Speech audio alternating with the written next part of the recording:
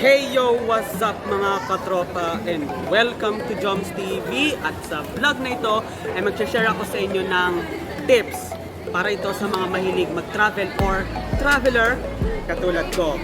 Ano nga ba ito? Well, lagi niyong tatandaan at lagi niyong isa sa puso ang check everything first before you go. Tara mga katropa, kung bago ka pa lang sa aking YouTube channel ay pindutin mo yung subscribe button. And huwag mong kalilimutang pindutin ang notification bell para updated ka palagi sa mga susunod ko pang sightseeing tour, food trip, and create at iba pang mga vlogs here at Joms TV. So tara, let's start! Napakahalaga para sa atin ang kaligtasan, lalong-lalo na kung tayo ay pabiyahe or magta-travel. Siyempre nga naman ay safety first para sa mga katulad kong traveler or mahilig talaga mag-travel.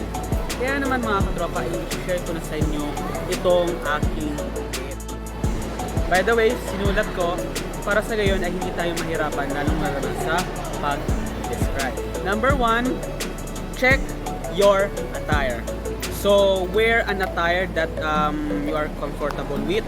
So, magsuot kayo ng kasuotan na talagang magiging komportable kayo, lalong-lalo na kung maulan or kung maaraw, depending on the weather. So, wear a best choice of fashion. Kagaya nito, kung ganitong trip ng kasuotan or kung ano yung trip na gusto nyo isuot, well, go for it. Basta ang importante yung talagang magiging decent and magiging based yung susuotin nyo sa kung ano po yung preferred na choice na inyo pong susuotin. And avoid wearing clothes that exposes too much. So, kung tayo masyadong magsuot ng mga kasuotan na talagang masyadong nakakapag-expose. Lalong-lalo na kung ang pupunta natin ay public places. So, medyo magsuot po tayo ng maayos-ayos, yung casual and formal. Para naman sa gayon ay hindi lang sulit ang iyong pag-travel, ay talaga namang sulit pa ang inyong OOTD. So, ayan naman lang. Check your belongings. Napakahalaga para sa mga traveler na ma-secure or mapangalagaan ang inyong mga belongings or kagamitan. Kaya naman mga katropa ay mahalaga na i-secure nyo yung mga important things like money, o na nasa wallet, cellphone, and other important things to do. So, kailangan yung wallet nyo, kailangan nakasecure po yan. Yung talagang hindi makikita para sa gayon ay hindi siya mawala para hindi kayo magsisi sa uli. Ayan. So, dapat meron kayong extra money in case na mawalan kayo ng pera. Dapat meron kayong extra money na nasa loob ng inyong bag. Especially, dapat nakaipit yan sa notebook nyo or sa attache case nyo. Ayan. So, para sa gayon, in case of emergency ay meron kayong nakatago na savings. So, kailangan be organized sa mga gamit, huwag burara, ayan. So, dalhin lang kung ano yung kailangan. So, kung hindi naman kailangan, huwag mo nang dalhin. Kung ano lang yung kailangan o yung kinakailangan yung dalhin, well, go for it. So, napakahalaga po na maging secure, maging maayos, at maging organized po tayo sa ating mga kagamitan. Check places to go. So, siguraduhin na bago tayo umalis, kailangan alam mo yung lugar na pupuntahan mo para hindi ka na masyadong magtanong kahit kung sino-sino. Kasi minsan kasi ay nahihiya din tayo magtanong, lalong-lalo na sa pag-approach. So, kailangan bago ka umalis ay siguraduhin mo muna na alam mo na yung lugar na iyong pupuntahan. Especially kung iyong unang beses or kung first time mo. Ayan. So, lalong-lalo na kailangan bago ka umalis, alamin mo kung saan yung daan, kung ano yung mga sasakyan, mode of transportation, and also kailangan alamin mo rin yung expenses o yung magagastos mo sa pamasahe dahil hindi po biro yung pamasahe. So kailangan bago ka umalis, alam mo yung iyong gagawin lalong-lalo na sa daan, location, and so on and so forth.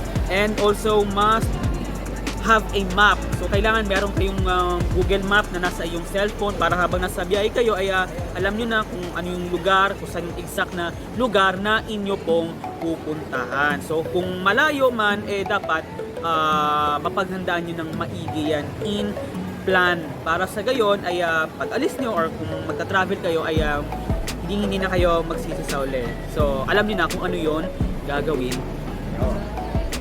Check yourself before you go.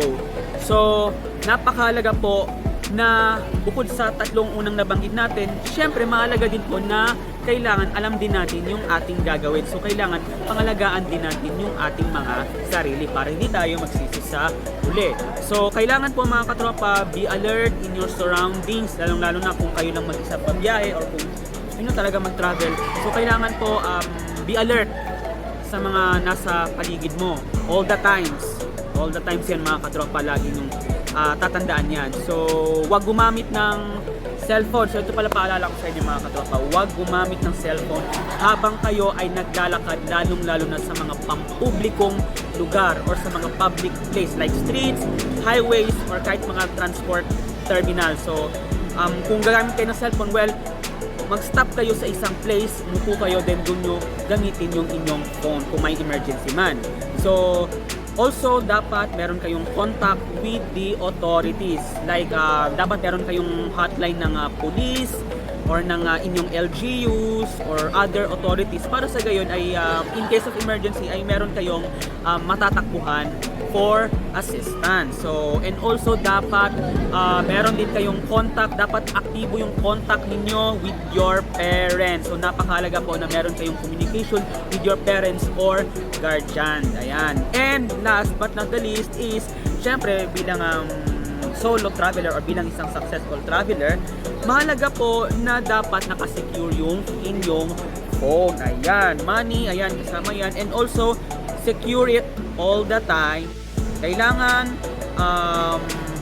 palagi kayong may load. So, always have a mobile data activated. So, kailangan meron kayong palaging load. Para sa gayon ay araw-araw, oras-oras nyo nakukontak ang inyong mga parents or guardians to update your parents kung nasaan or kung saan locations na po kayo. Para sa gayon ay alam ng parent nyo or guardian nyo kung ano na yung status or kung nasaan na po tayo.